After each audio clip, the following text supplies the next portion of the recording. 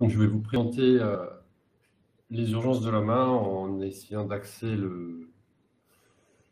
l'information sur ce que vous voyez le plus souvent au cabinet et en évitant les raretés qui ne sont pas forcément très instructives, puisqu'on les voit quasiment jamais ou alors elles passent directement par les urgences. Donc voilà, je vais essayer de le mettre en plein écran.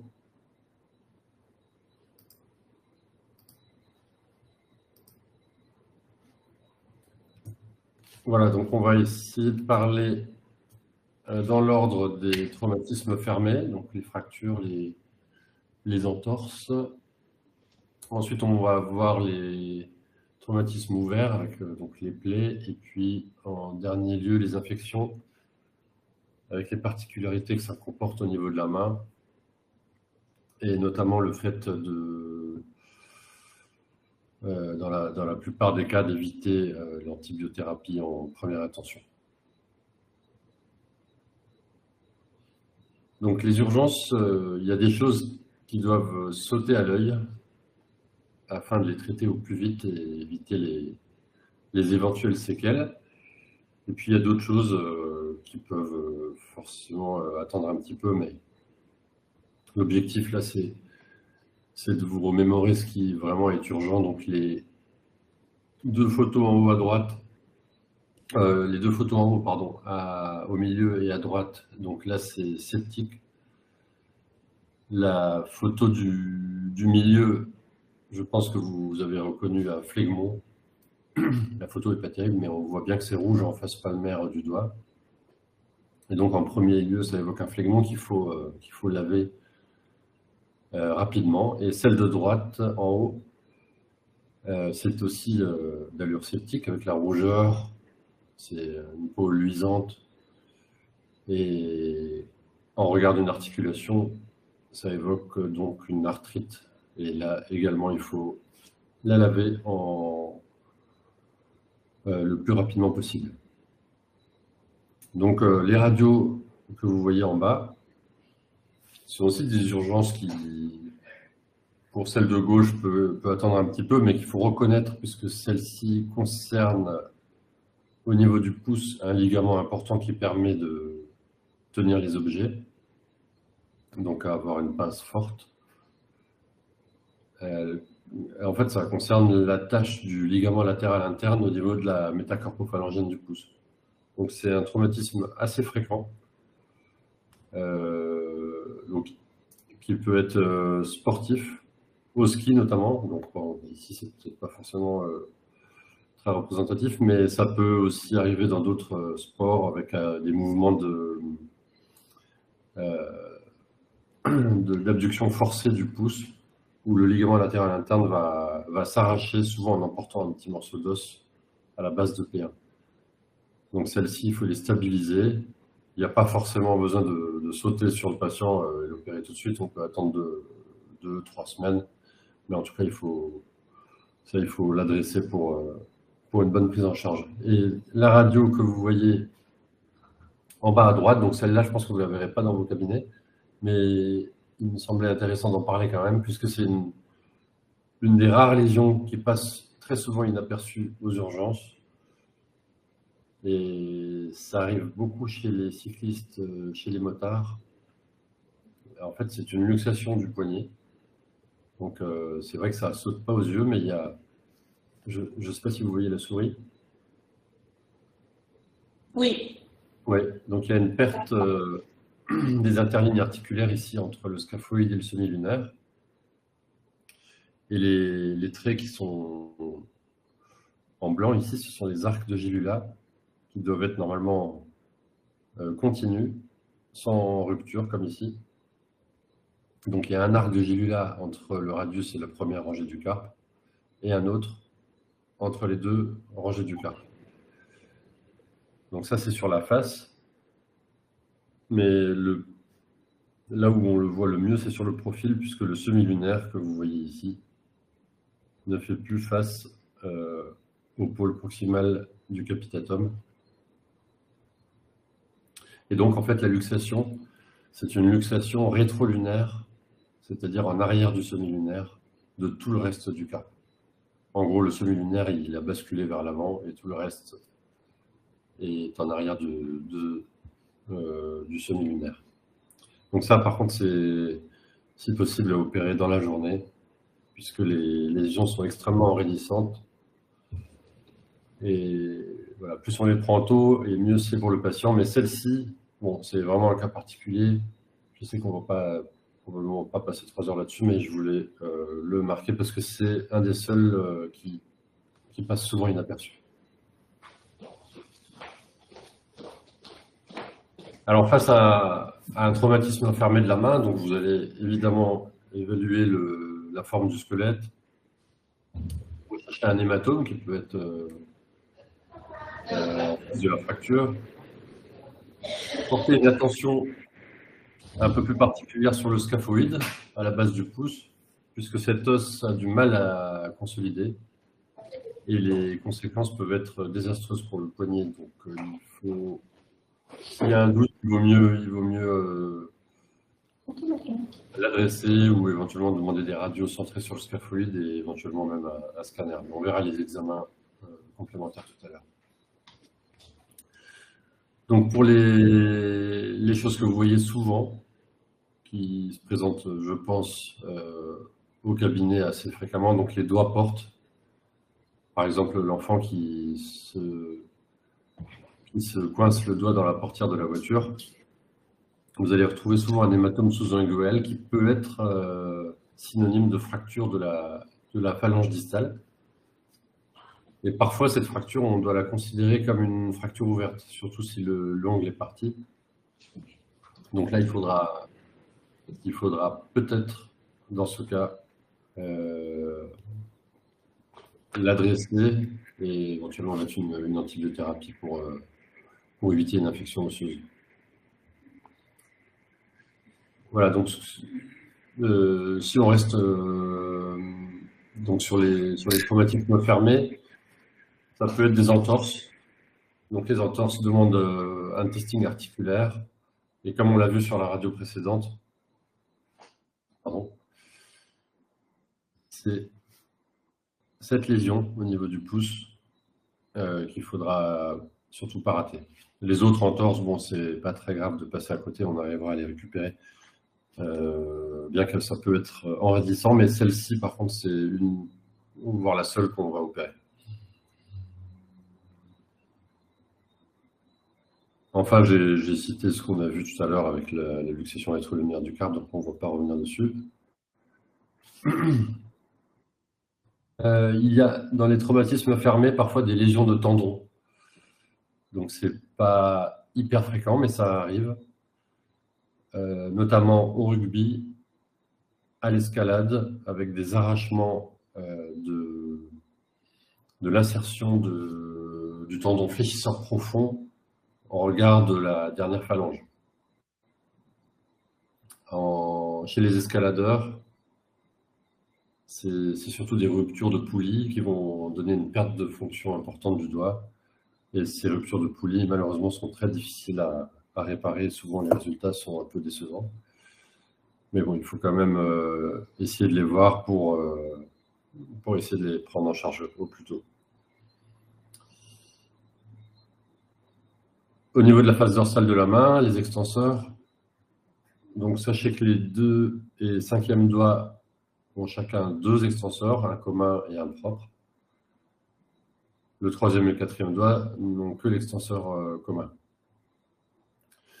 Et enfin, si vous voulez voir une lésion du long extenseur du pouce, il est important de demander au patient de mettre la main à plat sur la table et de lui demander de décoller le pouce vers le haut. C'est à ce moment-là que vous verrez si le long extenseur est fonctionnel ou pas. Une source de consultation qu'on voit aussi fréquemment, je pense, c'est les doigts emmaillés, c'est-à-dire l'extrémité, donc la dernière phalange du doigt qui chute et qui ressemble du coup à un marteau style maillé. C'est des lésions qui arrivent très facilement. Ça arrive parfois en faisant son lit, tout simplement en mettant le drap sous le matelas. Et le tendon extenseur étant très fin au niveau de l'interphalangienne distale, il se rompt à ce niveau-là, ou parfois il peut y avoir une petite avulsion osseuse également. Donc devant un hématome, on pourra demander une radio. Le traitement, on va le voir bientôt. Donc le bilan en première intention, ça faisait partie des questions du pré-test. Donc le bilan, si on ne veut pas se tromper, devant un traumatisme fermé, on va demander radio comparative, face et profil et une échographie. Donc l'échographie, elle n'est pas systématique. Si vous êtes sûr qu'il y a une fracture du troisième métacarpien, par exemple, vous n'allez pas forcément avoir besoin de l'échographie. Mais si vous demandez une échographie, et si vous connaissez un petit peu les centres de radio, il faut de préférence avoir une échographie faite avec une sonde haute fréquence pour voir des tissus qui sont quand même assez petits. C'est pas évident avec des sondes en dessous de 12 MHz, donc il faut, pour avoir le maximum de chances de faire un bon diagnostic, il vaut mieux le faire dans un centre qui est équipé de sondes de haute fréquence. Maintenant, les dernières sondes pour la main, ce sont des sondes club de golf. Elles sont toutes petites et permettent de voir des lésions vraiment sur des tendons extenseurs très fins. L'échographie, elle peut être utile quand on est devant une entorse du pouce. C'est toujours l'entorse qu'on avait tout à l'heure, ici en bas à gauche. Il n'y a pas toujours un arrachement osseux, donc l'échographie, elle peut être intéressante, puisque le ligament à ce niveau-là, quand il se déchire, il ne va pas pouvoir cicatriser spontanément, c'est pour ça qu'on les opère. Et s'il ne peut pas cicatriser spontanément, c'est parce que le ligament va se cacher derrière le muscle adducteur du pouce. Et de ce fait, il ne pourra pas être face à l'autre extrémité du ligament. Donc, ça s'appelle l'effet Steiner. C'est ce que le radiologue va rechercher quand vous allez lui demander l'échographie pour cette entorse au niveau du pouce. Si le radiologue voit un effet Steiner, il faudra opérer le patient pour réparer ce ligament. L'échographie, elle peut être utile aussi pour rechercher des lésions de la bandelette médiane de l'extenseur au niveau de son insertion sur la base de la deuxième phalange, puisque ces lésions sont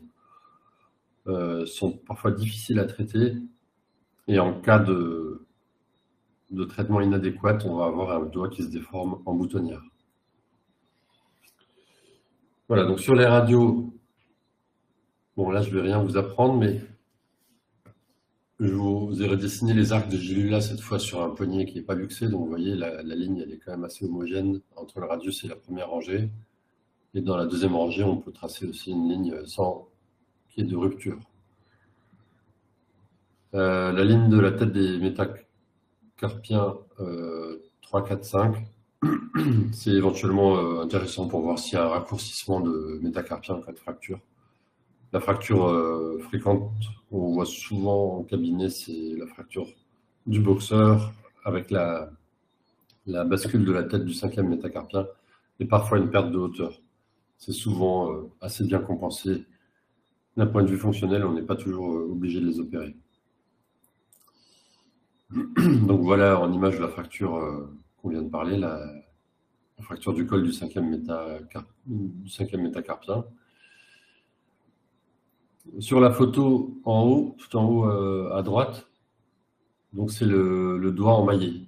Donc vous voyez qu'il a un aspect de maillet avec la dernière phalange qui chute et qui traduit donc une incompétence du tendon extenseur.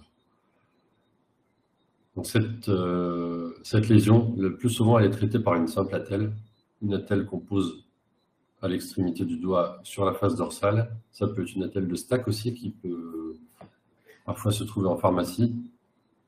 Mais sinon, on peut les faire sur mesure et il faudra porter l'attelle 2 mois strict.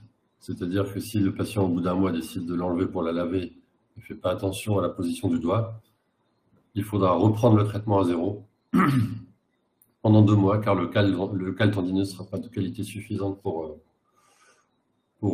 résister pendant la pause de son traitement. Donc il faut vraiment informer le patient que les 2 mois sont strictement nécessaires avant d'avoir un bon résultat. Alors, au milieu, au centre de l'écran, c'est la déformation en boutonnière. C'est ce qui peut arriver quand il y a une lésion de la bandelette médiane de l'extenseur qui vient s'attacher ici. Et donc, c'est des lésions après qui sont très difficiles à traiter. On peut proposer des attelles avec des petits ressorts sur les côtés qui vont essayer de redresser le doigt, mais les résultats sont quand même décevants. Donc mais de toute façon, même quand on les voit tôt, on a parfois des mauvaises surprises. Donc, bon, on va essayer quand même de les traiter, mais c'est pas une lésion facile. En bas à gauche, donc c'est l'incompétence du ligament latéral interne du pouce au niveau de la métacarpophalangienne. Donc, on voit que là, on ne peut pas tenir d'objet puisque le pouce se dérobe à chaque fois. Ce testing, il n'est pas toujours évident à réaliser en consultation parce que ça peut quand même faire mal au patient. Néanmoins, vous pouvez le faire sous anesthésie locale. On peut faire une anesthésie locale en regard de l'articulation. Si vous le sentez, il n'y a pas de danger particulier. Et vous pouvez tester ainsi le pouce. Bon, si vous ne voulez pas le faire, vous demandez une échographie. Et puis un spécialiste peut le tester. Mais en tout cas, c'est possible de le faire sous anesthésie locale. Pardon.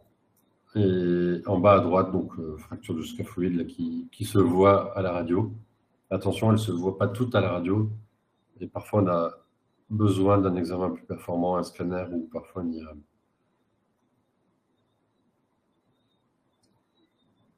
Voilà, ça c'était en fait les choses les plus fréquentes. Évidemment, je n'ai pas parlé de toutes les fractures de phalange ou de métacarpien, mais j'essaie de vous dire les pièges. Alors, de temps en temps, vous allez être amené à l'immobiliser, votre patient, s'il est douloureux. Et pour immobiliser une main, il y a des règles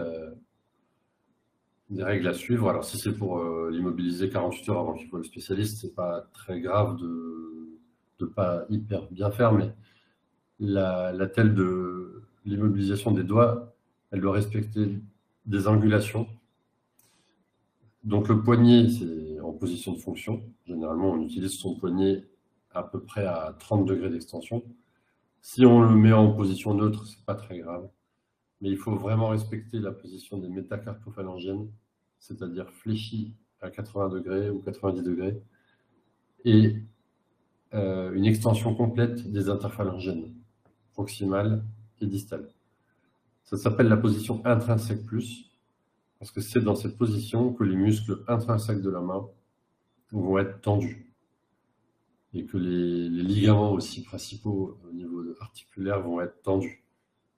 Si vous ne respectez pas ces positions-là, à long terme, enfin, au-delà de quelques jours, il y aura un enraidissement et après, ça va être assez difficile de le corriger, même avec la rééducation. Et en chirurgie, c'est quand même très difficile aussi. Donc, il faut bien respecter les positions des métacarpophalangiennes et des interphalangiennes. Cette attelle, vous pouvez la mettre quasiment sur tous les traumatismes que vous voyez, vous ne planterez quasiment jamais. Donc c'est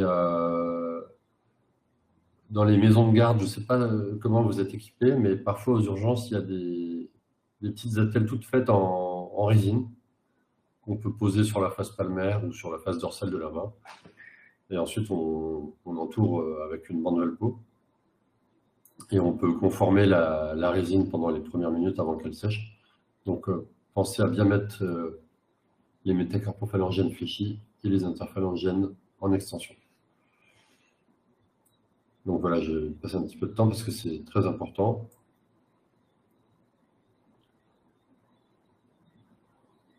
Après, pour les entorses des interphalangiennes, pardon, donc c'est souvent les interphalangiennes proximales chez les basketteurs ou les gens qui jouent au volleyball. Donc là, vous pouvez leur proposer une simple syndactylie. Pensez juste à mettre une petite compresse pour éviter les macérations et les complications que ça peut entraîner. Et puis des petites bandes de tensoplaste qu'on vient positionner sans serrer, sans stranguler les doigts. On va juste les appliquer tout simplement autour de la première phalange et puis autour de la deuxième phalange. Alors, la petite attelle que vous voyez en bas, donc celle-là, elle a été faite sur mesure. Ça prend 5 minutes chez un orthésiste. Et donc, c'est pour un doigt emmaillé. Vous voyez, le doigt, il est en extension. L'interphalangienne distale, elle est en extension pour 2 mois. Si le patient change les petits straps, il faut qu'il le fasse en posant le doigt sur une table, éventuellement avec l'aide de quelqu'un, et toujours en gardant son doigt donc, en appui sur la table pour qu'il conserve son extension tout au long des 2 mois, même au moment où il change simplement les petites bandes de tensoplast. Voilà, donc après les petites choses qu'on voit un peu plus rarement, donc les arrachements de fléchisseurs profonds, important qu'il faudra opérer, puisque là on ne peut pas le laisser comme ça, sinon le doigt il va vraiment plus être très fonctionnel. Donc là c'est l'insertion du fléchisseur profond qui s'est complètement arraché. C'est quand les gens tirent sur le maillot, par exemple, du joueur de rugby ou au judo en mettant la main dans le kimono de son adversaire, avec une traction importante et les doigts fléchis en faisant de la force. Donc ça peut vraiment arracher la base de la dernière phalange. Et enfin, chez les grimpeurs, vous voyez, les doigts, ils sont soumis à des contraintes extrêmes. Et les poulies, donc c'est les structures qui tiennent les tendons le long du squelette du doigt. Les poulies, elles sont à la face palmaire du doigt. Et parfois, elles sont soumises à des tensions si importantes qu'elles rompent. Donc la poulie A4, c'est celle que vous voyez ici. C'est celle-là qui est le plus fréquemment touchée. Alors, on regarde la deuxième phalange. Et ça, c'est la poulie A2, c'est quand même plus rare. Et c'est très difficile à réparer, c'est très fin. C'est comme, on va dire, comme du papier, un petit peu du papier journal, quoi. Donc avec les fils de suture sont déjà beaucoup plus gros généralement que la poulie elle-même. Et ça crée des adhérences avec le tendon en dessous, avec les structures voisines, et c'est des résultats qui ne sont pas terribles.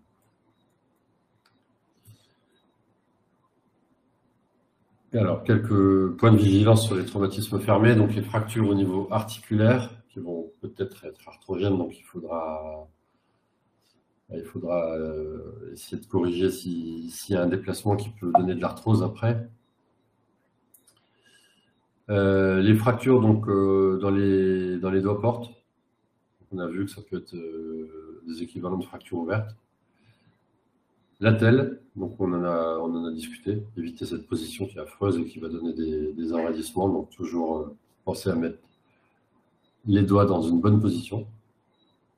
Et attention surtout au traumatisme de la colonne du pouce, que ce soit au niveau du ligament latéral interne, comme on l'a vu, ou au niveau du scaphoïde.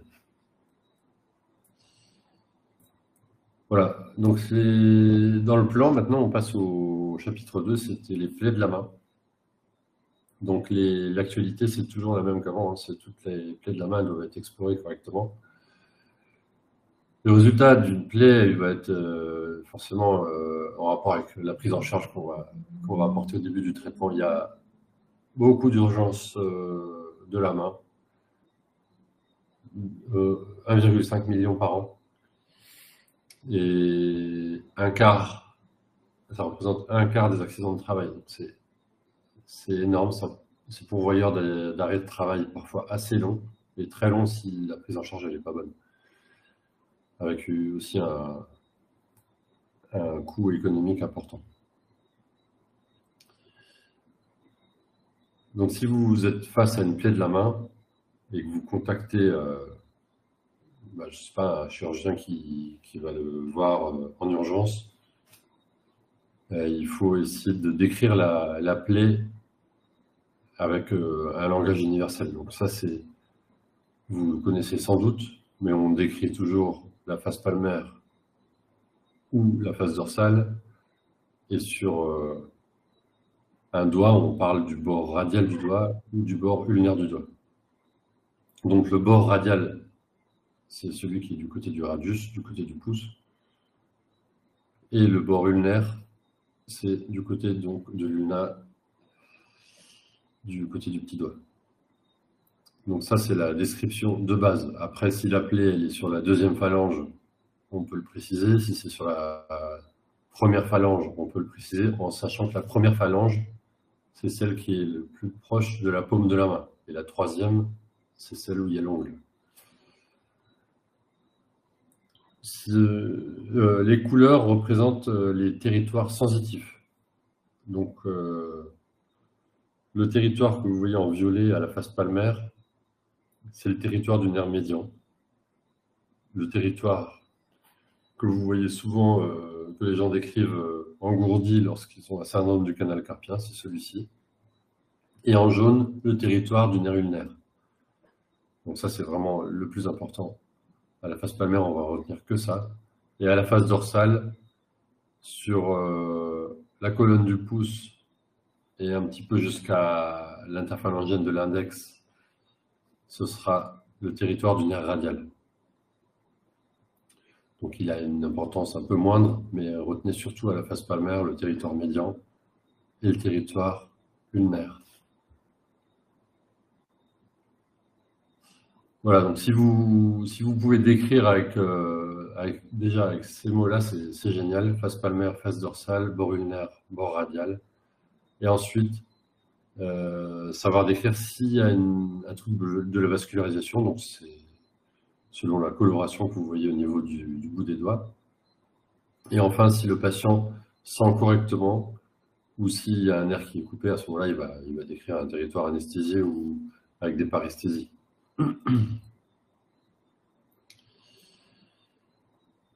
Alors, la face palmaire de la main, c'est évidemment là où passe l'essentiel des tissus nobles. Donc, les tendons fléchisseurs, les structures vasculo-nerveuses. Donc là, la photo est peut-être un peu floue, mais sous le petit lasso jaune, là, vous voyez, c'est un pédicule avec le petit nerf qui va se diviser ensuite pour aller sur le bord radial du 5e doigt. Et il va se diviser en Y également pour le bord ulnaire du 4e doigt. Donc chaque nerf, les nerfs qui vont vers les doigts se divisent en Y, à l'exception du nerf collatéral ulnaire du 5e doigt, puisqu'il n'y a pas d'autres doigts à côté, et du nerf collatéral radial du pouce. Mais tous les autres se divisent comme ça en Y.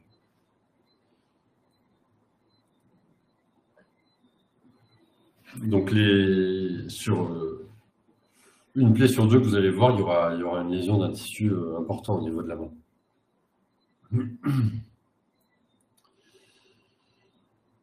Alors, l'interrogatoire est intéressant puisque si c'est une plaie par verre, là, il faudra forcément faire une exploration méticuleuse puisque le verre ne fait pas de cadeau en général.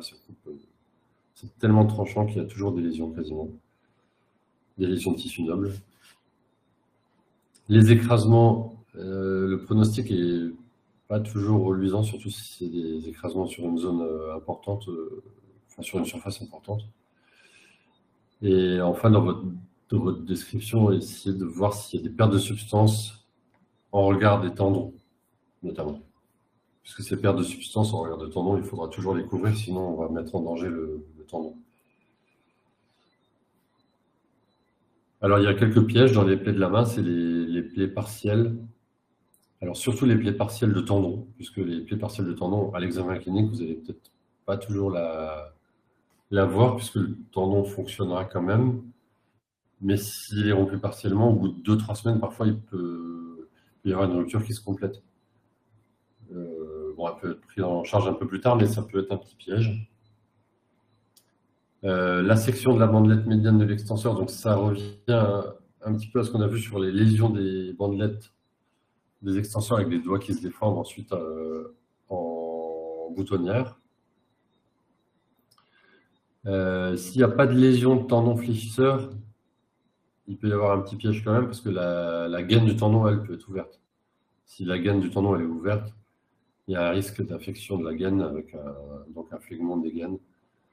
Donc là, il faudra l'explorer si c'est vraiment en regard de la gaine, si vous voyez que c'est un petit peu profond. Il ne faut pas hésiter à demander au patient d'aller au SOS main ou de faire un lavage de la gaine. Et enfin, les plaies articulaires, c'est-à-dire sur le bord du doigt ou sur la face dorsale surtout, des métacarpophalangiennes, c'est assez fréquent que la plaie, comme la peau est toute fine à ce niveau-là et l'articulation est très proche, qu'il y ait une inoculation au niveau articulaire avec un risque d'arthrite septique. Alors, si jamais vous êtes tenté par l'exploration, pourquoi pas, mais il faut vraiment vous mettre dans des bonnes conditions. C'est-à-dire un patient qui est allongé, c'est aussi, si possible, une petite tablette où il peut poser sa main. Parce que si vous lui examinez la main sur le ventre, ça ne va pas être très confortable pour vous. Il vaut mieux être assis, arrêter le saignement si vous avez, par exemple, le tensiomètre, vous pouvez faire garrot avec et puis explorer correctement. Parce que s'il y a du sang qui vous gêne tout le temps, vous n'allez pas pouvoir voir les lésions correctement. Utilisez une anesthésie locale. Donc la xylocaïne, c'est quand même à porter. Et puis, si vous n'en avez pas, en général, à la pharmacie, ils peuvent vous en filer. La xylocaïne adrénalinée, elle peut être utilisée quand même.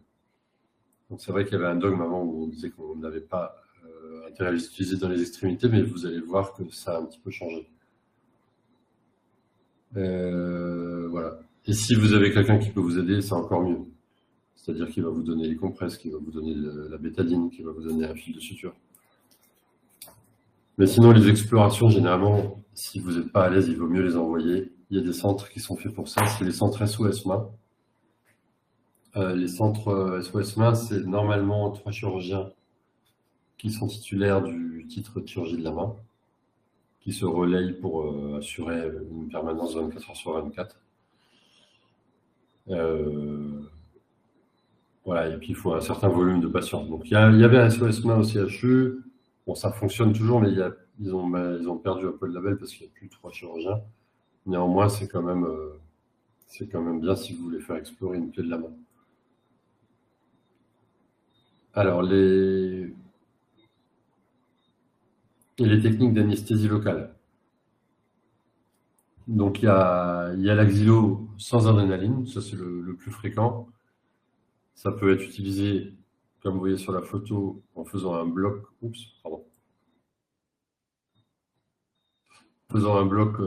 dans la commissure. Ça peut être fait de chaque côté du doigt.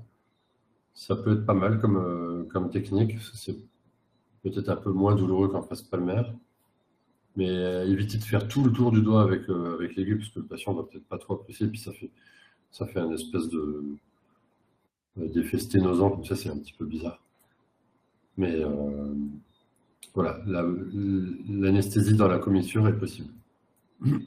Après, le gold standard, c'est si vous voulez endormir tout le doigt, avec une meilleure rapidité, c'est de piquer directement dans la gaine des fléchisseurs, donc avec une asepsie préalable. Vous voyez sur la coupe en haut, l'aiguille qui va plonger dans la gaine. Et en fait, la xylocaïne, du coup, elle va diffuser, puisque la gaine, elle va jusqu'à la dernière phalange, elle va diffuser tout le long de la gaine synoviale des fléchisseurs et endormir le doigt ainsi. Donc ça, c'est une bonne technique, celle que j'utilise tout le temps et qui fonctionne très bien. Si vous voulez tester d'être sûr dans la gaine, vous pouvez demander au patient de bouger le doigt en laissant juste l'aiguille en place. Vous verrez l'aiguille qui bouge, mais bon, c'est pas très utile.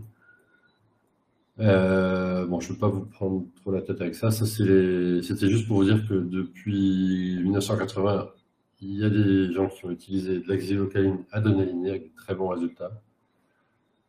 Alors, chez les cocaïnomanes, ce n'est pas forcément là où c'est le plus recommandé, parce que là, il peut y avoir effectivement des effets de nécrose.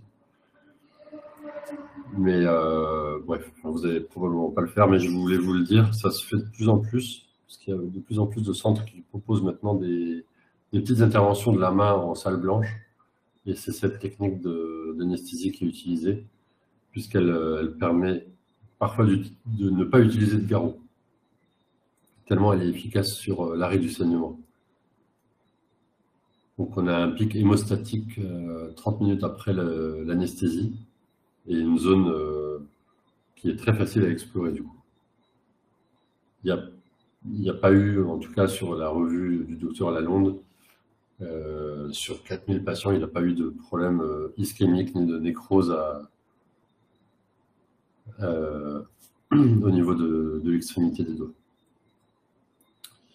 Voilà, donc c'est un mélange de lidocaïne, d'adrénaline, sérum phi, et puis il y a un petit peu de bicarbonate qu'il utilise aussi pour adoucir, pour pas que ce soit douloureux lors de l'injection. Donc vous voyez, c'est une technique, je vous en parle pour que vous le sachiez, ça permet d'explorer quand même des plaies assez importantes et même parfois de réparer des lésions de tendons fléchisseurs. Donc c'est vraiment, quand on est en panne d'anesthésiste, ça peut être vraiment très intéressant. Alors si vous voulez faire une suture, vous êtes sûr de vous, il n'y a pas de lésion de tissu noble, la plaie elle est vraiment superficielle.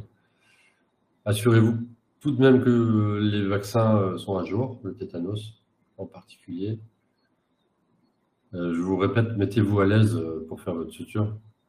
Vous allez y passer moins de temps et puis vous allez avoir moins de stress. Je vous conseille un fil nylon, un fil genre éthylon, entre 3 et 5 zéros. Et ne coupez pas trop court pour que ce soit quand même pas trop difficile ensuite pour l'infirmière qui va retirer les fils. Les fils résorbables, ça peut être utilisé aussi, pourquoi pas, mais c'est un peu plus inflammatoire. Donc ça va, de temps en temps, ça peut donner des réactions un peu inflammatoires importantes et même des infections. Donc, je vous conseille plutôt un fil neutre type nylon. Les points, je vous conseille de ne pas les faire trop rapprocher. Sur la photo, c'est peut-être un peu limite là. Quitte à avoir des espaces un petit peu lâches qui vont favoriser le drainage, éviter qu'il y ait un hématome. Et si vous avez une morsure de chat, de chien, enfin bref, vous la fermez carrément pas. Vous mettez éventuellement quelques strips, mais il vaut mieux que ça s'évacue. Alors les antibiotiques. Donc je préfère que vous reteniez qu'une seule chose, c'est que les antibiotiques, s'il y a une morsure, là ça peut être intéressant. Et c'est toujours assez facile en cas de... Enfin, s'il n'y a pas d'allergie, en tout cas, ce sera de l'augmentin qu'on va recommander en première intention. 1 gramme 3 fois par jour généralement, pendant une semaine. Alors sinon, dans tous les autres cas, généralement, il est préférable de ne pas mettre d'antibiotiques parce que si ce n'est pas le bon antibiotique, ça va gêner les prélèvements. Parce que s'il y a besoin de faire un prélèvement de qualité, le laboratoire ne va pas pouvoir nous fournir un antibiogramme de qualité si un antibiotique préalablement a été mis en place. Et donc il faudra... Les infectiologues nous recommandent de l'arrêter au moins 15 jours, parfois 3 semaines avant de pouvoir faire un bon prélèvement. Donc je pense qu'il ne faut pas mettre d'antibiotiques. Enfin, c'est pas que je pense, c'est vraiment les recommandations. Par contre, vous pouvez contrôler votre patient à J1 ou J2 s'il n'y a pas un spécialiste facile d'accès. Éviter les pansements trop serrés, éviter de bloquer les doigts parce qu'il faut favoriser. C'est un dogme en chirurgie de la main, c'est de favoriser la mobilisation la plus précocement possible.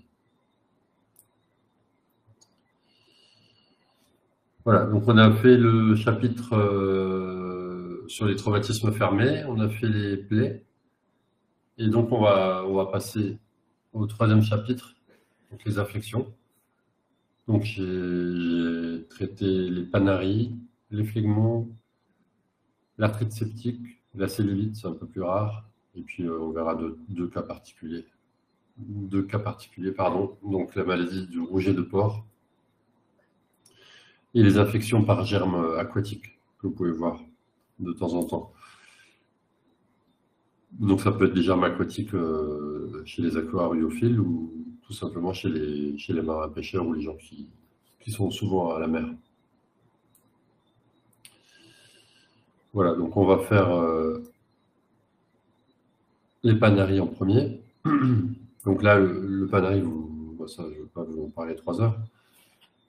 Donc, mais simplement vous rappeler nous spécialistes, on préfère qu'il n'y ait pas d'antibiothérapie si on les voit en second recours, parce que ça va être plus compliqué ensuite pour nous de prendre en charge le patient.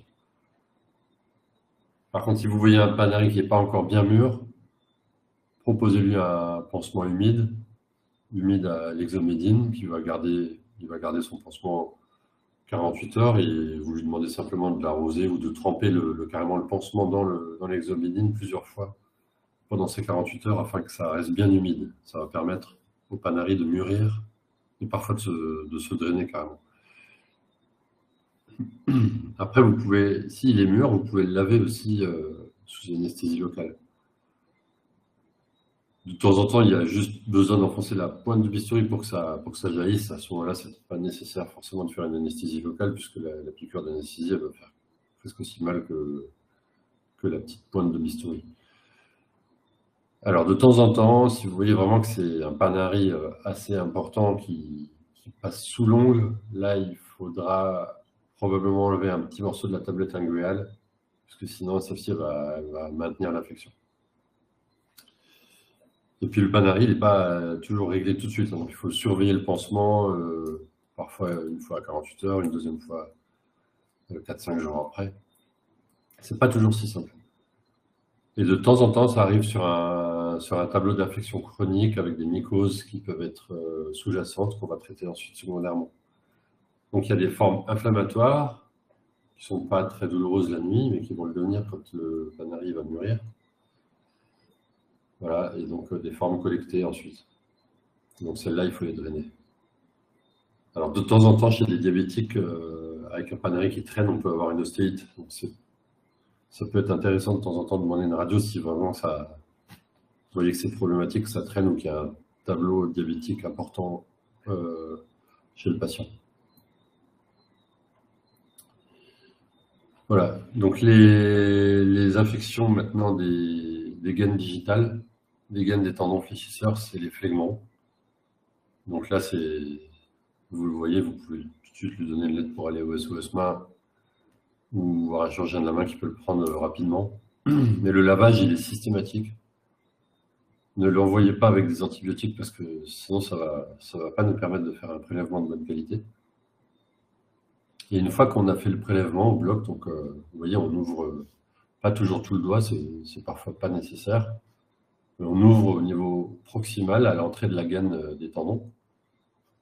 On va ouvrir en distalité au niveau de la fin de la gaine des tendons, juste avant l'insertion du fléchisseur profond.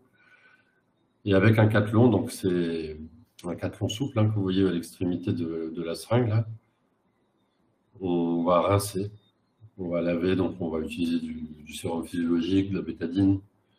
On ne va pas utiliser d'eau oxygénée par contre parce que ça crépite dans la gaine, c'est pas agréable du tout pour le patient après en post-opératoire. Mais le lavage abondant comme ça souvent est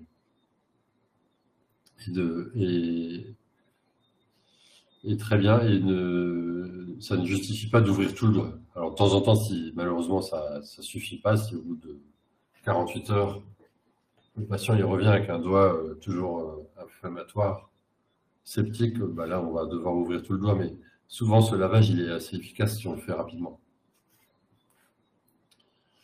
Voilà, donc c'est un lavage antérograde, donc de proximal en distal.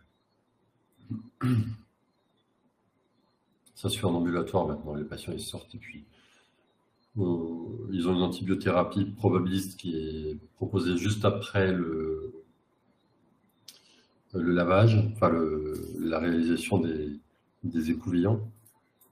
Et ensuite, quand l'antibiogramme arrive, la clinique ou le laboratoire nous informe de l'antibiogramme et on adapte l'antibiothérapie. Et de temps en temps, on demande aux infectiologues leur avis, mais voilà, si on n'a pas d'antibiothérapie en première intention, ça facilite grandement le traitement après en second recours. Les arthrites septiques, donc là, les arthrites septiques,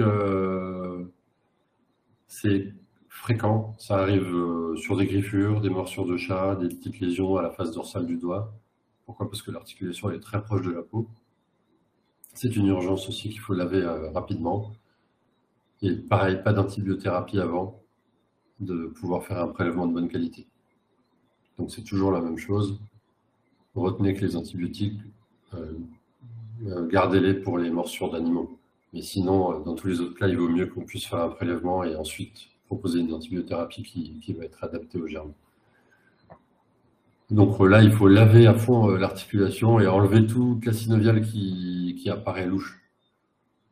Et puis bien sûr surveiller les patients et proposer de la kiné assez rapidement pour éviter les adhérences et les raideurs. Donc la cellulite, on va zapper, c'est une rougeur de la face dorsale de la main en général, que vous allez juste refroidir, ou vous pouvez l'envoyer au spécialiste, mais il n'y aura pas de chirurgie généralement. On mettra un pansement alcoolisé ou l'exomédine, et puis là par contre on pourra peut-être discuter avec l'infectiologue de proposer une antibiothérapie en première intention. Les cas particuliers, c'est la maladie de Rouget du porc. Donc ça, c'est des rougeurs que vous allez pouvoir voir chez un patient qui est souvent éleveur d'animaux, même parfois chez ceux qui se piquent avec des arêtes de poisson, ça peut arriver.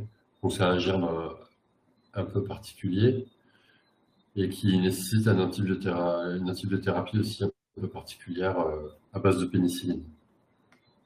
J'en ai pas vu beaucoup, mais celle que j'ai vue, en tout cas, j'ai fait appel à l'infectiologue et le traitement, il est médical et pas chirurgical. Et enfin, l'autre particularité, donc celle-ci qu'on peut peut-être voir un peu plus ici, c'est les germes aquatiques. Parfois, on appelle ça le granulome des aquariums.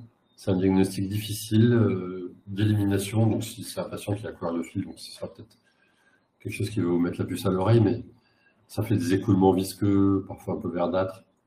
C'est rebelle au traitement classique. Et donc là, il faut discuter aussi une antibiothérapie un peu particulière avec les infectiologues.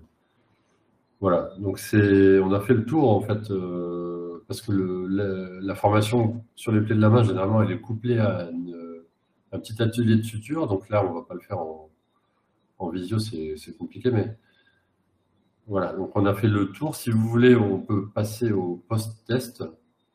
Et comme il n'est pas très tard, et s'il y en a qui veulent, j'ai fait un autre diapo sur l'épaule douloureuse. Donc c'est vraiment à votre convenance. C'est un diapo que j'ai préparé en fait pour une autre formation, mais comme celle-ci, elle était plutôt rapide vu qu'il n'y avait pas l'atelier de suture. S'il y en a qui ça intéresse, vous pouvez lever la main ou carrément mettre le micro et me le dire.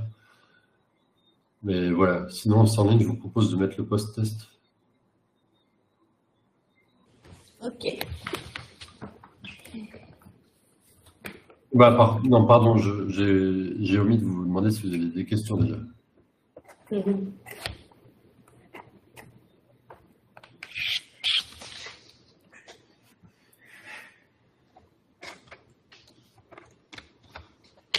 avez des questions, vous pouvez lever la main ou écrire dans le chat. Ah, il y a déjà des chats en fait? Quoi? Est-ce qu'il y a déjà des questions? Non. Ah non, c'était des fois qu'il y avait des PowerPoint bloqués, zut alors. Oui, j'avais répondu. Ok.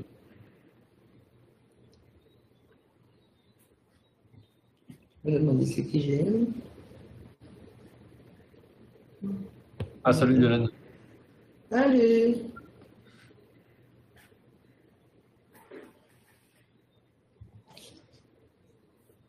Quelle procédure en libéral pour une entorse bénigne du poignet? Alors, donc pour les entorses du poignet, effectivement, il faut quand même bien les examiner parce que parfois il y a des lésions des ligaments intrinsèques du carpe qui peuvent être préjudiciables à long terme. Donc il faut tester la mobilité du poignet en flexion-extension, en inclinaison et faire des tests en fait, de stabilité du ligament scapholinaire, ça s'appelle le test de Watson. Donc c'est un test qu'on fait en faisant des mouvements de rotation du poignet en appuyant sur le scaphoïde à la face palmaire de la main. Et de temps en temps, on sent un petit ressaut. Alors c'est parfois un petit ressaut physiologique. Et du coup, le test il doit être bilatéral. Et si le test il est positif du côté douloureux, à ce moment-là, il faudra quand même essayer d'éliminer une lésion scapholinaire. Elle peut se voir à la radiodynamique. Donc, si si vous êtes amené à prescrire des radios du poignet, en cas de doute, vous pouvez demander des radios dynamiques. Donc, flexion, vous demandez une radio, face et profil des deux poignets.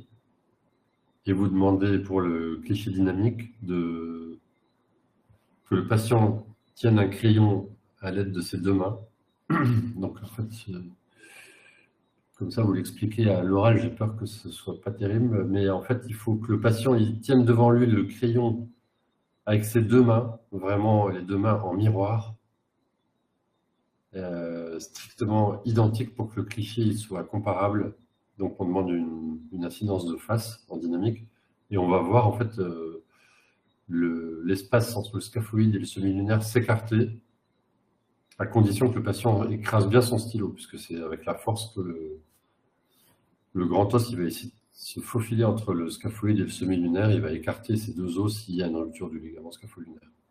Voilà, donc là, c'est vrai que c'est plus trop dans le cadre de l'entorse bénigne, mais si c'est une entorse bénigne, vraiment bénigne, sans lésion intrinsèque, à ce moment-là, le protocole, ce sera de proposer une attelle de repos, tout simplement, pendant 2 à 3 semaines, éventuellement de réexaminer le patient à ce moment-là.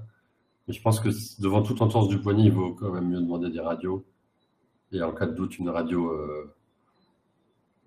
dynamique, comme je vous ai dit. Donc généralement, c'est face, en tenant un crayon. Souvent, j'écris ça sur l'ordonnance, et les manipulateurs radio, à force, ils ont l'habitude et ils le font bien. Voilà, et s'il y a encore un doute, il y a des possibilités de faire des examens plus approfondis, mais ce n'est pas très bien vécu par le patient. Généralement, c'est les arthroscanners de poignet, c'est des examens assez pénibles et douloureux. Donc, on ne les demande pas en première attention. Voilà, j'espère que j'ai répondu bien à la question.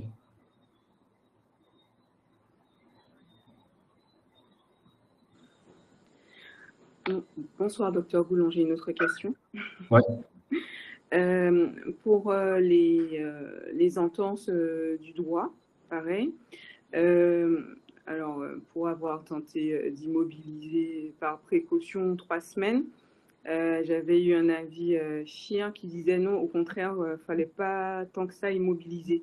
Alors, je me suis dit, c'est quoi l'équilibre entre l'immobilisation et justement, enfin, quel conseil donner à un patient en fait? Est-ce qu'on laisse une semaine, après on relâche un peu? Enfin, je ne sais jamais, en vrai. Ouais, généralement, les entorses de doigts au niveau des interphalangiennes, on les immobilise à peu près 5-6 jours ou une semaine. Et on précise aux patients que c'est des lésions qui auront comme unique conséquence, généralement, d'être enraidissantes. Donc, il faut avertir le patient que le doigt il va rester gonflé très longtemps. Ça peut rester gonflé 1 an parfois. C'est pas très grave, mais ce qui est grave, c'est s'il s'enraidit. Donc, effectivement, s'il est en... Bon, 3 semaines, c'est pas méchant, mais s'il reste immobilisé trop longtemps, le doigt, il va s'enraidir. Et là, les problèmes vont vraiment commencer. Donc, il faut passer un petit peu de temps à lui expliquer que s'il a peut-être un petit peu mal au début quand il commence à bouger, c'est préférable plutôt qu'il ait une raideur qu'il va garder très longtemps après. Donc, généralement, on les immobilise avec la syndactylie pendant 1 semaine. Et après, on peut même lui prescrire éventuellement de la kiné pour l'aider à bouger un petit peu plus vite, parce que parfois, il y en a qui sont un petit peu réfractaires. Les patients, ils ont peur de bouger, et si on les stimule un petit peu avec une ordonnance de kiné, ça peut être pas mal. Voilà, mais la syndactylie, si tu l'immobilises avec une syndactylie, bon, il n'y a pas de grand risque, puisque le doigt qui va être immobilisé avec, il va quand même lui permettre de bouger en toute sécurité.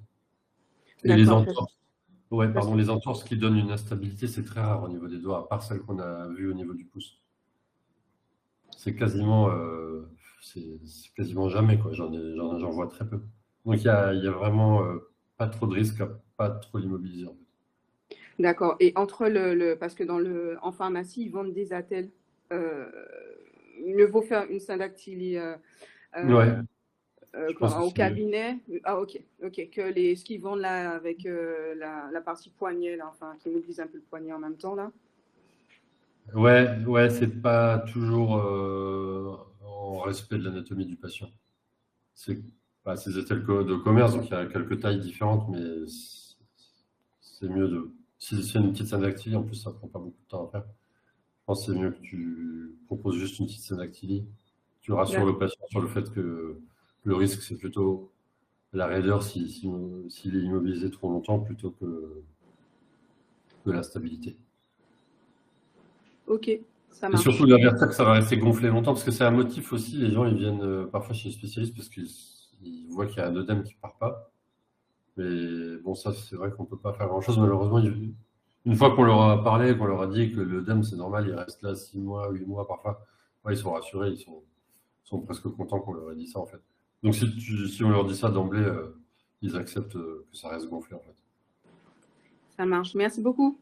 Mine de rien.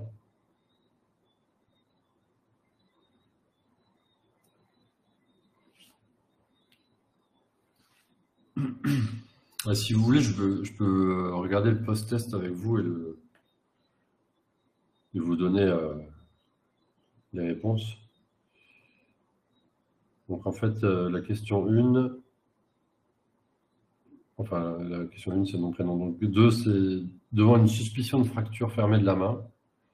Donc l'imagerie en première intention c'est radio et écho.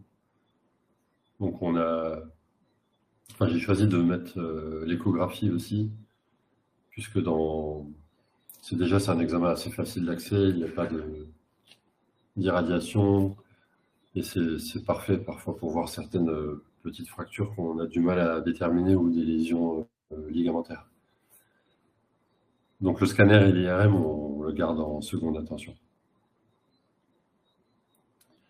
Ensuite, la deuxième question, en traumatologie de la main, le principe de base repose sur le dogme, tout traiter en un temps. C'est vrai que je n'ai pas peut-être été très clair sur le diapo, mais c'est effectivement le cas. Il faut tout traiter en un temps, si c'est possible en tout cas. Donc bien sûr, il y a des gens qui ont des lésions très importantes dans des accidents à haute énergie, mais là, on va peut-être devoir s'y reprendre à 2-3 fois. Mais si on peut, on fait tout. On fixe l'os, on répare les tendons, on corrige les plaies nerveuses et puis les plaies vasculaires. Tout ça, ça doit être fait en même temps. Parfois, le problème, c'est les couvertures cutanées s'il y a des délabrements importants. Mais il faut, en tout cas, le dogme, c'est bien ça, donc c'est vrai. Et la mobilisation précoce, donc ça rejoint ce qu'on vient de dire, le docteur Desmazon. Il faut favoriser la mobilité, toujours. Même en cas de fracture, parfois on préfère que ça consolide mal plutôt que d'avoir une raideur.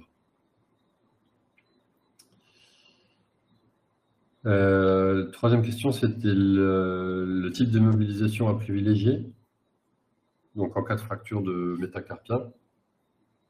Donc on l'a vu, c'est la position intrinsèque plus, et donc c'est le poignet en position neutre ou en extension, en légère extension. Métacarpophalangienne fléchie, donc à 90 degrés à peu près. Et puis la syndactylie, c'est bien.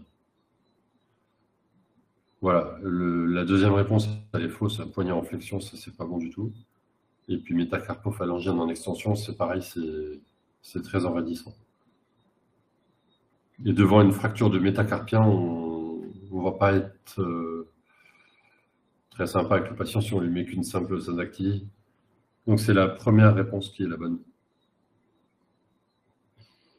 Ensuite, la question suivante, devant une suspicion d'infection de la main, on prescrit une antibiothérapie large spectre avant d'aller voir un spécialiste. Bah non, je vais répéter plein de fois.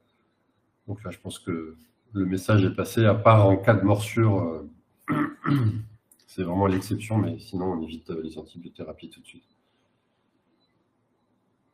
Pour l'anesthésie du dos, on peut faire un bloc intratécal. Voilà, donc la première, elle est bonne. Un bloc commissural, c'est bon aussi. Bon, là, le bloc axillaire, non, puisque ça, c'est réservé aux anesthésistes. Il faut une surveillance après, vous n'allez pas faire un bloc axillaire au cabinet. Je peux suturer sans risque à mon cabinet, sans autre exploration, une blessure nette avec du verre. Bah non, on a vu que le verre, c'est extrêmement délabrant. Une morsure de chat. Il ne faut pas la suturer, la morsure, puisqu'il faut que les cochonneries sortent. Donc, Si on enferme les germes, c'est pas bon. Donc là, vous pouvez laver, mettre des strips si vous voulez, et puis les antibiotiques, mais pas de fil de suture.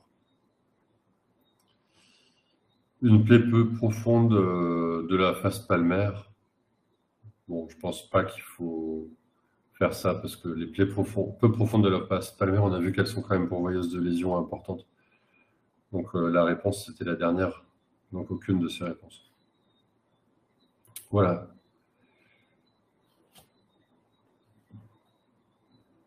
Donc s'il y en a qui veulent, bah, je vais faire passer le diapo sur l'épaule. Si Yolande, tu penses que c'est une bonne idée, sinon...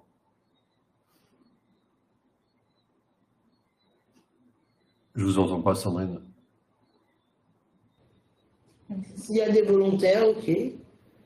Avec plaisir. Je ne sais pas si les confrères sont d'accord.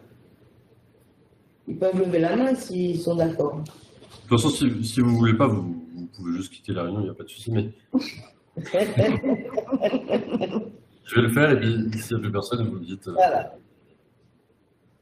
Voilà, donc l'épaule douloureuse, alors. Je vais essayer.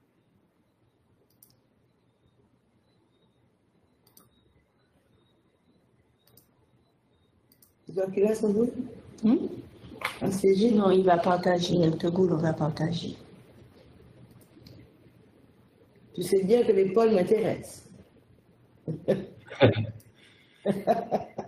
Vous l'avez à l'écran ou pas? Oui. Oui, on l'a. Ok. Donc l'épaule douloureuse au cabinet. Donc définir les principales causes de douleur. Ça va orienter le diagnostic lors de la consultation. Et puis distinguer ce qui est urgent des choses moins urgentes. Puis connaître la base du traitement. Donc l'anatomie de l'épaule, c'est un peu particulier puisque au niveau de l'épaule, il y a le tendon long biceps qui est le seul dans le corps humain qui va traverser l'articulation. Enfin, qui va traverser une articulation, donc la gléno-humérale. Donc vous voyez, le biceps, il est donc attaché en haut par le court biceps, là, sur l'apophyse coracoïde. Donc celui-là, il ne présente jamais de difficulté, ce tendon-là. Mais le long biceps, ici, vous voyez, il passe dans une gaine. Et il arrive dans l'articulation et il va s'attacher en haut de la glène de l'omoplate. Et c'est un tendon qui est souvent problématique, ça. C'est une grande cause de douleur au niveau de l'épaule. Et c'est en particulier par rapport justement à cette particularité anatomique de passer dans l'articulation. Et puis en plus, il fait un espèce de coude à 90 degrés en passant dans une gouttière, là, donc il a quand même beaucoup de contraintes. Voilà, donc les muscles, les tendons de la coiffe du rotateur, ils s'insèrent en avant pour le sous-scapulaire.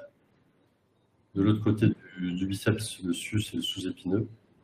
Et puis tout en arrière, il y a le petit rond, donc qui compte pour douleur. On n'a jamais de problème avec le petit rond. Mais je vous le signale en tant que muscle de la coiffe quand même. Voilà. Donc la charpente acromiale, en fait, elle peut poser des soucis puisqu'elle surplombe les tendons de la coiffe et de temps en temps, elle vient piéger les tendons parce qu'elle peut être un peu courbe ou un peu agressive. Parfois, elle peut se déformer avec le temps aussi puisque c'est la clavicule qui vient frotter contre l'acromion. Avec l'arthrose, ça peut déformer aussi soit l'extrémité de la clavicule ou l'acromion. Et comme les tendons de la coiffe ils passent juste en dessous, de temps en temps, ça peut faire des inflammations, même des ruptures. Voilà. Le nerf axillaire, donc en cas de lésion, de temps en temps, on peut avoir des anesthésies de la face latérale du moignon de l'épaule, quand il y a une lésion de ce nerf, ou alors si c'est un symptôme moteur, ça peut être une paralysie du deltoïde. Voilà, c'est par rapport à ce petit nerf-là qui vient se mettre dans le deltoïde. Alors, qu'est-ce qu'on a d'intéressant? Donc le deltoïde avec ses trois faisceaux en avant, faisceau moyen et faisceau postérieur. Le grand pectoral aussi vient s'attacher sur l'humérus. Bon, il n'y a pas tellement de soucis à ce niveau-là. Il peut y avoir des ruptures de grand pectoral, mais c'est plutôt rare. Donc, je ne vais pas m'épancher trop là-dessus. Voilà les acromions. Donc, le type 1, c'est l'idéal, c'est l'acromion plat, donc qui ne pose pas de soucis en général. Le type 2, il est courbé. Donc là, cette partie antérieure, elle va venir parfois enquiquiner un peu le sus-épineux. Et puis l'acromion crochu, donc qui est assez fréquent aussi, avec vraiment une pointe là, qui va être très agressive. Donc là, on peut voir souvent des ruptures de coiffe après 50 ans, quand le tendon a beaucoup frotté sur la pointe. Donc là, le patient, quand il vient me voir pour une douleur d'épaule, soit elle est apparue brutalement, donc il vient me voir en pleurant, parce que ça peut être une calcification, ça fait très mal en général. Ou alors il vient parce qu'il en a ras-le-bol de plus dormir, ça fait 3 mois qu'il a mal à l'épaule. Donc c'est pas tout à fait la même chose. La douleur, c'est important de la localiser en avant, ça va être le long biceps, souvent sur le côté, ça peut être plutôt la bursite qui siège sous l'acromion qui va diffuser sur le côté. Et les gens qui se plaignent de douleur, qui décrivent une douleur vraiment dans le creux axillaire, là ça va orienter plus vers de l'arthrose gléno-humérale, parce que la déformation là, à ce niveau-là, elle peut engendrer un petit conflit plus bas et qui va faire une douleur qui irradie vers le creux axillaire. Douleur postérieure, donc ça c'est plutôt des douleurs musculaires en général, des douleurs de contracture musculaire. Alors, la douleur, elle irradie souvent aussi au niveau de l'épaule. Soit elle irradie vers le coude, dans le cadre du biceps, c'est assez fréquent. Elle peut irradier vers le cou. Dans le cadre du biceps, c'est également aussi fréquent, mais ça peut être dans les arthroses de la clavicule également. Voilà. La douleur, est-ce qu'elle est plus importante le soir au coucher? Est-ce qu'elle est plus importante, est-ce qu'elle réveille la nuit, donc une douleur inflammatoire, ou est-ce qu'elle est plutôt présente à l'effort? Donc ça, c'est des choses qui vont permettre de vous orienter aussi. Et puis évidemment, voir s'il y a eu un traumatisme récent ou même un peu moins récent. Alors les calcifications, ça peut vraiment être la douleur qui est vraiment fulgurante. C'est parfois parce que la calcification, de temps en temps, qui siège dans le tendon, elle sort du tendon et à ce moment-là, ça peut faire très mal. Donc là, on voit une calcification qui est probablement dans le sus-épineux, qui est de grande taille. Ces calcifications de grande taille, elles peuvent avoir du mal à disparaître spontanément, mais parfois, elles peuvent rester et ne pas faire mal. Donc voilà, donc ça c'est en tout cas la calcification, c'est vraiment une source de consultation pour des douleurs intenses et qui vont durer quelques jours généralement avant de céder parfois aux anti-inflammatoires ou aux corticoïdes ou aux infiltrations. Donc douleur brutale, intense, insomniante, souvent les femmes plus que les hommes. Après, je passe un peu vite, mais après c'est l'arthrose acromioclaviculaire que je voulais vous présenter, donc c'est aussi un motif assez fréquent. Ça peut être post-traumatique quand il y a des petites fractures à l'extrémité de la clavicule, ou alors ça peut être simplement une arthrose primitive avec l'usure de l'articulation acromioclaviculaire. Donc là, on la voit bien sur un cliché centré sur l'articulation, ça s'appelle un défilé acromioclaviculaire. Et la douleur, donc là, c'est pas trop difficile, généralement c'est à la palpation de l'extrémité de la clavicule qu'on la démasque. Vous voyez sur le cliché IRM, on a un signal très intense à l'extrémité de la clavicule et même au niveau de l'acromion. Donc cette arthrose-là, elle peut aussi engendrer des déformations osseuses. Et comme vous voyez, ça peut faire une empreinte là, un peu sur le sus-épineux et déformer l'acromion qui devient aussi agressif et pointu avec, on voit ici un petit liseré blanchâtre, une bursite sous-acromiale.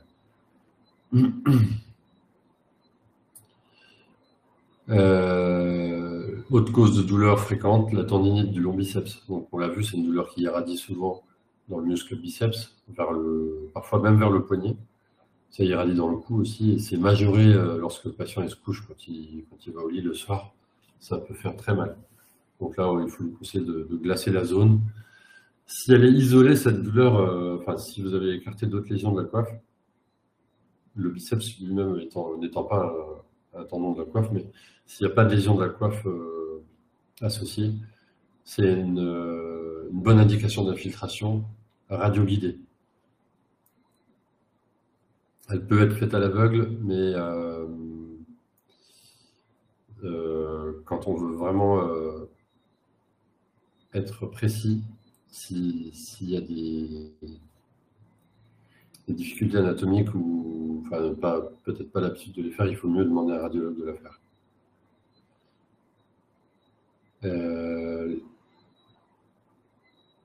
Le conflit sous-acromial ou la rupture de coiffe, là, les douleurs elles vont être souvent sur le côté du bras.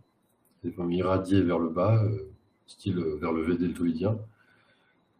Et la douleur va être majorée par l'élévation du bras. Donc là, sur l'IRM, on voit l'acromion qui est un petit peu agressif, avec une empreinte sur le tendon, là. Et puis vous voyez une zone inflammatoire qui descend nettement sous le deltoïde, qui provoque cette douleur. L'omarthrose, donc ça c'est chez les gens parfois un petit peu plus âgés, c'est quoi qu'on en voit de temps en temps chez des gens de 50 ans. Alors l'omarthrose, il y a deux types, soit elle est centrée ou elle est excentrée. Si elle est centrée, généralement c'est que les tendons de la coiffe ils sont respectés. Vous voyez que la glène et l'humérus se font face à face. Et dans ce cas, il n'y a pas de lésion de la coiffe. Normalement, vous voyez, il y a un ostéophyte ici au niveau du pôle inférieur de la tête de l'humérus qui peut être responsable de douleurs, notamment les douleurs qui irradient vers le clou axillaire. Et l'autre type d'omarthrose, c'est l'omarthrose excentrée. Donc c'est celle-là où l'humérus monte et en plus il y a un frottement entre l'os du bras, donc l'humérus, et l'acromion. Donc là, il n'y a plus de tendon de la coiffe. Alors l'examen clinique de l'épaule, il se fait premièrement en inspectant l'épaule, puisqu'il y a parfois des atrophies musculaires importantes, surtout en arrière. La palpation, donc de la clavicule, du tendon biceps, la palpation sous-acromiale surtout. Ensuite, on va voir la fonction et puis un testing des différents tendons. Donc l'inspection, vous voyez là une amyotrophie de la fosse sous-épineuse par exemple.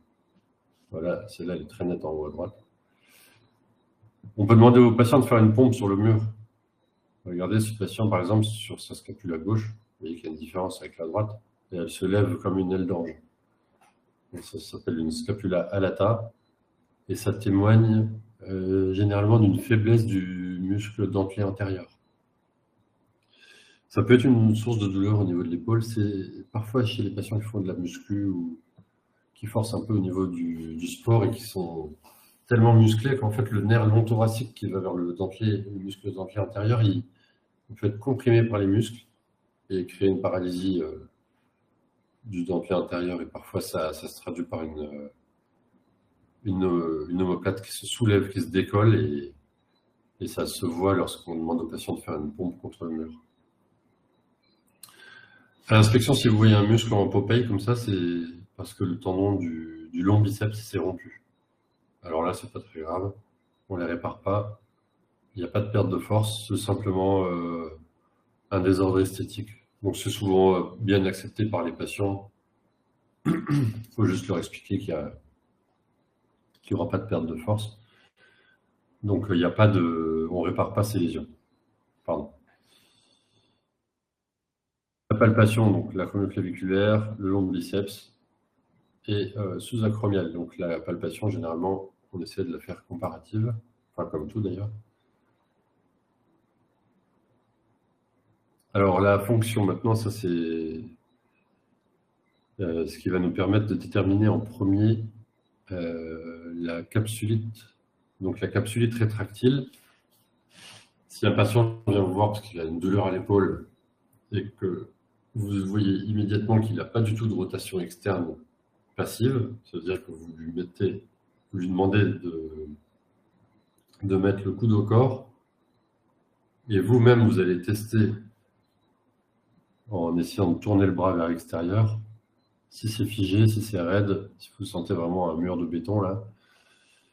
Donc là, c'est sûr, c'est un diagnostic clinique de capsulite rétractile, il n'y aura même pas besoin d'examen complémentaire. Voilà, donc c'est le premier test à faire, c'est ça. Donc là, vous aurez déjà votre diagnostic. Vous pourrez demander des examens, parce que souvent le patient il va quand même être assez demandeur, mais on peut se tromper, il peut y avoir d'autres lésions associées, mais généralement pas de rotation externe passive égale capsulite rétractive. À l'inverse, vous testez la rotation externe et là vous arrivez très très loin, donc là ça se traduit souvent une rupture du tendon sous-scapulaire ou un tableau d'hyperlaxité chez les plus jeunes. Alors au niveau de la fonction, vous testez bien sûr la rotation interne aussi en demandant de mettre la main dans le dos et puis l'élévation. Vous le testez en passif, en actif et bien sûr des deux côtés. Donc si vous avez un déficit d'élévation et un déficit de rotation externe, donc vous allez probablement vous orienter vers une atteinte de la coiffe des rotateurs qui est quand même assez fréquente. Alors, si on veut tester le sus-épineux, donc il y a plusieurs tests possibles. Je vais peut-être pas vous bombarder avec tous les tests, mais je vais vous citer surtout le job, qui est quand même fortement positif et assez facile à faire. Donc on demande au patient de mettre les bras dans l'axe de l'omoplate, comme vous voyez sur la photo, enfin le schéma de droite. Donc c'est pas tout à fait dans le plan frontal, mais les bras un tout petit peu vers, enfin les mains un tout petit peu vers l'avant pour être dans le plan de l'omoplate. Les pouces vers le bas et vous appliquez une pression vers le bas. Le patient doit résister. S'il ne peut pas, c'est que le test de Job est positif. Ça traduit généralement une lésion du tendon sus-épineux. Le sous-épineux, infraspinatus. Donc, c'est le tendon qui permet de faire de la rotation externe. Donc, on demande au patient d'effectuer une rotation médiale maximale et on lui oppose une résistance. Et le bras du patient vient frapper son abdomen, c'est quand vous allez lâcher, assez fort, parce qu'il y aura un déficit en fait des muscles antagonistes qui ne vont pas pouvoir résister. Donc, voilà, c'est ce qu'on appelle le portillon ou le battant de cloche. Le signe du clairon, peut-être qu'il est plus simple à réaliser. On demande au patient de mettre la main à la bouche, mais comme il aura des difficultés en fait à faire de la rotation externe, il va devoir lever son coude tout en haut. Donc voilà, ça va mimer en fait le clairon.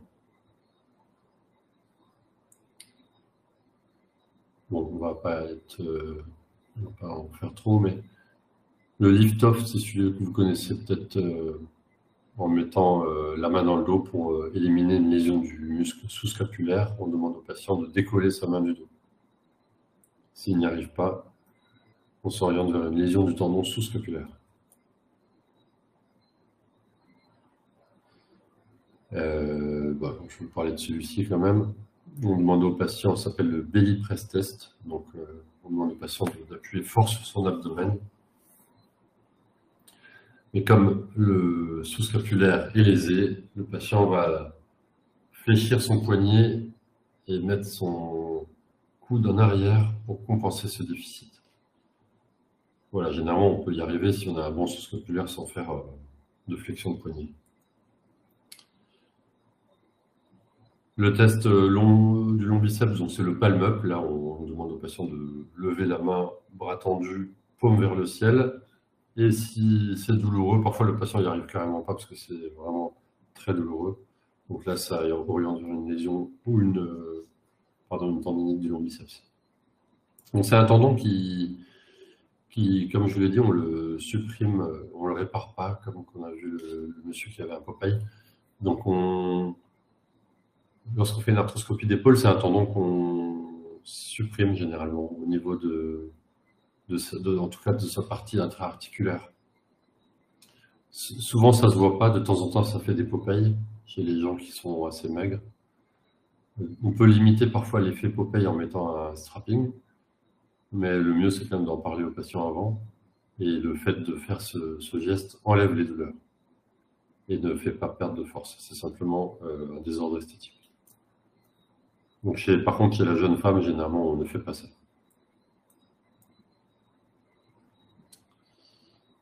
Et enfin, si vous voulez tester l'acromio claviculaire, il y a un testing possible, c'est le cross-arm test. C'est-à-dire vous allez pousser le bras comme si vous alliez vouloir mettre la main sur l'autre épaule. Vous allez forcer en fait le coude à continuer le mouvement. Et là, ça va mettre un conflit entre l'acromion et la clavicule. Donc ça, c'est un test plutôt articulaire. Au niveau de l'imagerie, le bilan standard qu'il faut demander pour une épaule, c'est toujours le même, c'est radio, face, avec 3 incidences, donc face x 3, profil et une incidence acromioclaviculaire. Donc un petit peu en option, mais ça peut être intéressant. Docteur Boulon, il y a une petite question. Ouais, Dans je vois chat. pas. Ouais. Dans le chat. Je vous le lis. Un Popeye, ce n'est pas très esthétique. On ne propose pas de chir malgré tout? Non, parce que en fait, c'est très difficile d'aller récupérer le tendon du long biceps. C'est dangereux. Dans la zone où il est, on risque d'abîmer un des nerfs importants du bras. Et donc on évite. Parce que surtout, souvent quand on les voit, le tendon il est déjà bien rétracté et on ne peut pas aller le réinsérer sans laisser de douleur au patient. Donc il y a des gestes qui sont possibles, c'est les ténodèses quand on doit faire une ténotomie chez une patiente jeune, donc chez une femme jeune qui, bien sûr, on ne va pas vouloir qu'elle ait un Popeye, on peut rattacher son long biceps un peu plus bas sur l'humérus. Néanmoins, il faut la prévenir qu'il y a un risque de douleur, parce que c'est un geste qui n'est pas toujours efficace au niveau de la douleur. Voilà, mais un Popeye chez un monsieur de 60 ans, je ne pense pas qu'il y ait un chirurgien qui va lui proposer de remettre le long biceps. En tout cas, c'est vraiment pas recommandé, parce que le risque est trop important par rapport aux bénéfices, même si le monsieur est gêné par son esthétique. Mais chez la femme jeune, oui, bien sûr, on va tout faire pour que ça n'arrive pas. Mais généralement, les ruptures de biceps spontanées, c'est plutôt chez les personnes un peu moins jeunes. Voilà, donc s'il y a un Popeye très gênant, malheureusement, il faut l'accepter. Et s'il y a une rupture qui se voit tout de suite, on peut mettre un strapping en place qui va comprimer un peu le biceps pour éviter cet effet Popeye. Je ne sais pas si la réponse est convaincante.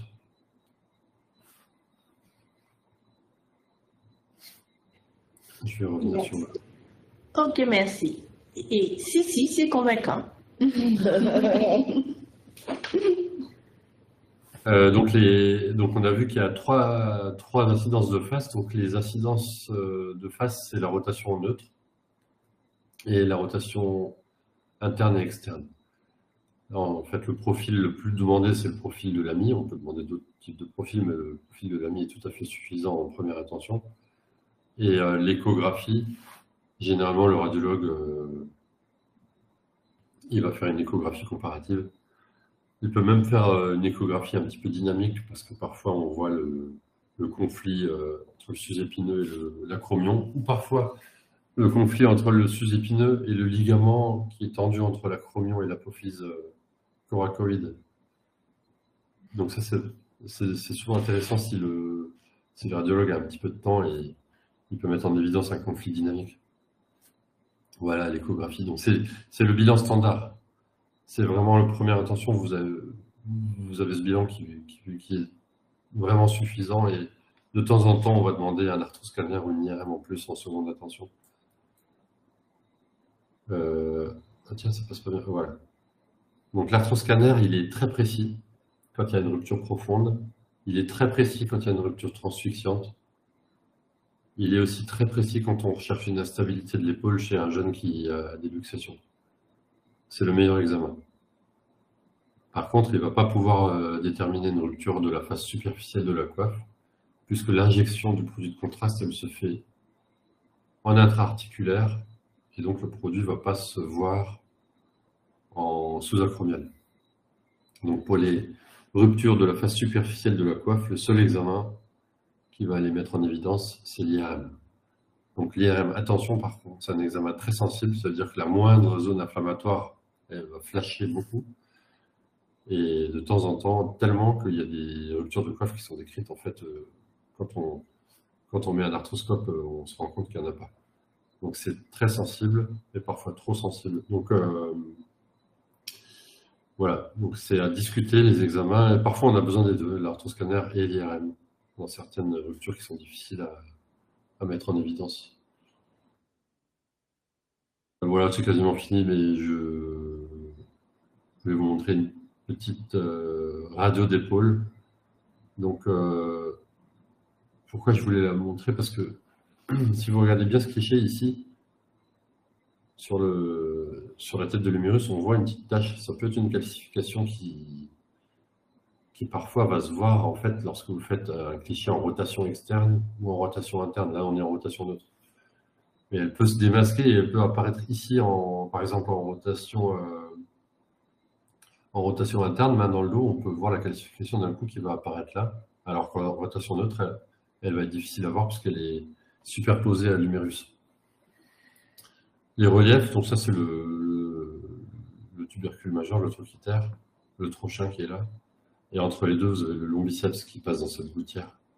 C'est pour ça aussi qu'il est parfois source de douleur, parce qu'il tourne ici à 90 degrés quasiment. L'acromion, l'articulation avec la clavicule, elle est là. Voilà, il n'y a pas d'arthrose. Et en fait, là, il y a un cintre qui peut être intéressant de voir. C'est entre le bord médial de la scapula, ici. Il y a une ligne qui est assez harmonieuse, comme une courbe qui redescend après le long de l'humérus.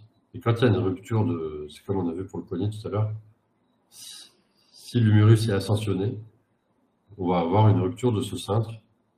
Et parfois, simplement, la kiné permet de muscler un petit peu mieux les muscles qui abaissent l'humérus et ça va corriger le problème. Et ça va de nouveau redonner un espace sous-acromial qui va être plus confortable pour le patient et diminuer ses douleurs inflammatoires. Voilà, donc ça, c'est des choses qu'on peut voir à la radio. Là, voilà, ça c'est une ascension de l'humérus, donc là, on voit que le cintre, il est complètement rompu, puisque là, il y a un décalage ici au niveau du pôle inférieur de la glène. Bon, c'est un peu excessif, mais j'ai pas trouvé autre chose. Les calcifications, type A, la belle calcification bien dense, homogène à contour net. La calcification type B, homogène mais polylobée. Et type C, un peu diffuse, pas très belle, à contour flou. Donc ça, c'est les sources de douleur très importantes. L'acromion. Là, vous avez un acromion extrêmement agressif. Donc une pointe là, une autre qui vient là. Donc là, on peut vraiment suspecter devant ça une rupture de coiffe. Voilà, donc c'était un petit peu hors du truc de la main, mais merci de m'avoir écouté aussi pour ce diapo. Vas-y. Docteur Boulon-Yolène, quelle est la place de la kiné dans les pathologies d'épaule? Parce que souvent, ouais, alors la kiné, c'est quasiment un traitement qu'on propose tout le temps. C'est vraiment rare de proposer. La seule indication où il n'y a pas de... Enfin, contre-indication plutôt, c'est l'arthrose. Parce que l'arthrose, en fait, les mouvements, le cycle et tout, ça va favoriser la douleur. Donc là, on va éviter de proposer de la kiné. Mais sinon, que ce soit une rupture de coiffe, un conflit sous-acromial, qu'est-ce qu'il y a des autres? Il y avait les instabilités ou même les calcifications. En première intention, on peut toujours prescrire de la kiné. Et même avant la réparation de coiffe, je propose moi aussi de la kiné pour... Enfin, c'est toujours le traitement de première intention, en fait, finalement. D'accord, ok, merci. Docteur Goulon? Oui. Oui, je voulais savoir, est-ce qu'il faut attendre d'avoir un diagnostic pour l'épaule quand on a un patient qui est hyperalgique, au-delà de l'aspect médicamenteux? Enfin, est-ce qu'on a vraiment un bénéfice à l'envoyer chez le kiné pour éviter les enraidissements, pour essayer de faire des mesures antalgiques avant d'avoir les résultats radio, écho et compagnie, parce que c'est des délais qui sont vraiment non acceptables. Pour les Donc, radios écho, ouais, vous avez écho du mal à surtout. avoir les radios écho dans un délai raisonnable? Ah ouais, écho, Ah écho, oui. épaule. Ah oui. Ah oui. Ah ouais. Ouais, Ah du ouais, coup, c'est plus d'un mois. C'est plus d'un mois en général. ah ouais, c'est vrai que là, c'est pas très raisonnable. Mais Parce comme qu'en vous fait, êtes je pas me très dis, nombreux, je vais vous donner le portable du docteur Roche parce que lui, il est toujours au cas. Oui, oui. Ça, c'est Son portable, c'est le 06 96 25 25 10. Mais il est très content quand on l'appelle en plus. Donc vous pouvez vraiment l'appeler. sauf quand il est en Il voyage. écoutera votre épaule dans moins d'une semaine, c'est sûr. S'il est là. d'accord, d'accord. Mais du coup, mieux vaut ne pas engager de kiné parce que j'avais en tête Alors que, en si, fait, c'était pour si, éviter l'enraidissement. En fait, en gros. si tu peux, ouais, comme je disais, il y a que l'omarthrose où vraiment on va éviter de faire de la kiné, mais sinon, dans tous les autres cas, tu peux faire de la kiné, donc il n'y a pas de danger à proposer de la kiné. Et même les kinés, en plus, ils sont assez efficaces généralement au niveau de l'épaule. Ils arrivent de toute façon à voir si vraiment ça ne va pas, ils vont pas insister, ils vont dire au patient de revenir avec ses radios. Donc je pense Ok. qu'en première intervention, dans tous les cas, tu peux prescrire de la kiné. Ouais. Parce que c'est déjà arrivé effectivement que les patients soient plus algiques avec les kinés. Alors, bon, je n'étant pas très douée dans le fonctionnel, donc je ne donne pas d'indication au kiné, ou en tout cas, bon, les trucs basiques, hein, on va dire. Ouais, bah Euh, c'est ça, tu peux demander simplement de la physiothérapie, de l'entretien des mobilités en attendant d'avoir les examens. Après, si c'est ok. une calcification où tu es sûr que c'est une femme jeune qui vient, qui pleure parce qu'elle a très mal, donc là, tu es Ouais. quasiment sûr que c'est une calcification. Bon, là, le kiné, à part lui mettre de la glace, il va pas pouvoir faire grand-chose, quoi. Ok, ok, ça marche. Merci Là, ce beaucoup. sera plus, tu vas peut-être plutôt lui proposer une petite corticothérapie d'attaque, quoi. Oui, bien évidemment. Ah oui, j'avais une autre question justement qui me venait en tête, c'est la place entre chien et rhumato. Comment c'est la Euh, part des choses un petit peu là parce qu'en fait, en général, on a des patients douloureux, ouais. même si le diagnostic, forcément, des fois, il y a la clinique, certes, et puis le diagnostic positif, c'est l'imagerie. En fonction des lésions, comment on prend la décision de l'orienter d'abord vers un rhumato pour soulager la douleur ou plutôt à Vichy? Bah, si tu as un patient jeune qui n'est pas trop, déjà, dans un premier temps, pas trop favorable à la chirurgie, parce que c'est pas toujours, on va pas toujours les opérer, les patients, donc tu peux l'orienter vers un rhumato en première intention. Et surtout, si tu es sûr que ce sera une indication d'infiltration, comme une calcification, par exemple. Donc là, c'est peut-être plus intéressant de l'envoyer en première intention chez un rhumatologue. Ok, Après, si c'est un patient âgé, où tu es sûr qu'il y a une rupture de coax, ou tu as un acromion très agressif, comme on a vu sur une dernière radio, ouais, bon là, il dort plus de la nuit, il veut un traitement qui va l'aider, ce sera plus un traitement arthroscopique en général. Donc, d'accord, chirurgical. d'accord. Merci beaucoup. Voilà. Alors, il y a une question du docteur Fouillet-Margot. Alors, il dit merci pour les présentations. Petite question sur les AINS par voie orale, pardon. Sont-ils indiqués ou non en phase précoce de tendinopathie de la coiffe? Euh, Bah, s'il y a pas de contre-indication, on peut essayer, ça peut aider parfois. Il y a des patients qui sont soulagés et qui me disent qu'ils dorment mieux avec le kétoprophène. Mhm. Voilà, donc il y a pas de contre-indication, sauf si le patient en présente lui-même, mais pas de souci en tout cas pour mettre ça en place au début. Si ça peut l'aider, mais je pense que le traitement de fond, en fait, ça va être plus la kiné quand même. Mais ça peut lui permettre de dormir, quoi. Question du docteur Joannick.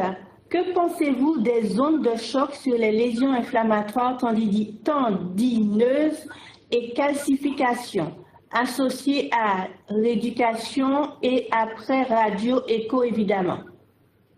Ouais, bah, c'est quelque chose qu'on peut proposer. Ouais, généralement, on propose de la kiné standard au départ. Si la calcification elle est rebelle, on peut proposer ça. Mais attention, c'est très douloureux en général. Donc il faut quand même. Ah oui. Tu confirmes, Yolande? Je confirme. Donc ouais, ça peut être indiqué en seconde intention. Mais il faut mieux que le patient il y aille avec un antalgique chez son médecin. Ouais. En fait, ça peut être intéressant sur des petites calcifications pour compléter la réponse. Parce que sur les grosses calcifications, ça ne marchera pas et ça va faire mal pour pas grand-chose. Les grosses calcifications, c'est difficile de les faire partir comme ça.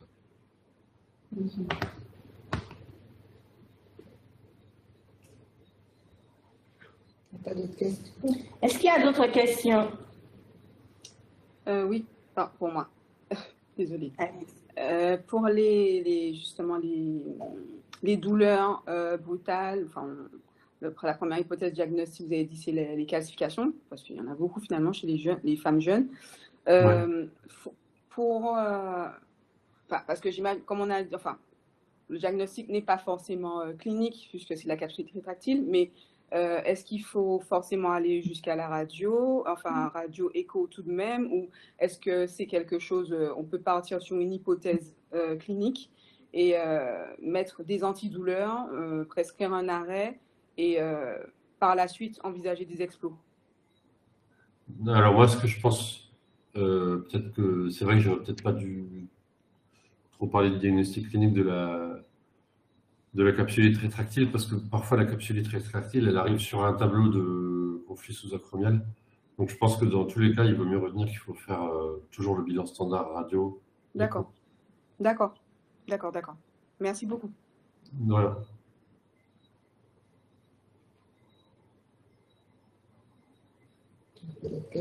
Est-ce qu'il y a d'autres questions?